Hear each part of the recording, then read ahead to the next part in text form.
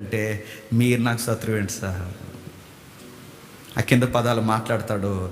చచ్చిన కుక్కను సార్ నేను. నన్ను ఎనిమిది అసలు మీ రేంజ్ వేరు సార్. మీరు అలా హై పవర్గా మీరు అలా ఉండాలి సార్. మీరు మెచ్యూరిటీగా ఉండాలి. ఈ కుక్కతో మీకు ఫైట్ ఏంటి సార్? మరో పదం అన్నాడు అక్కడ వాడిక భాషలో, పెంట మీద పురుగులు అంటుండు సార్. నేను పెంట మీద పురుగుని, చచ్చిన కుక్కని, బతుకున్న కుక్కనైతే మొరుగుతాను నీ మీద. నేను మరగలేను సార్, చచ్చిన కుక్కని. నేను తన ఎదుటి శత్రువును ప్రేమించడానికి తను చచ్చిన కుక్కతో పోల్చుకుంటున్నాడు. తన శత్రువును ప్రేమించడానికి పెంట మీద పురుగుతో పోల్చుకుంటున్నాడు. తన శత్రువుకి హాని చేసే సమయం దేవుడు తన చేతులకి ఇచ్చిన నేను నిన్నేమీ చేయలేను. అందుకే దావీదు నా ఉద్దేశానుసారుడైన మనిషి.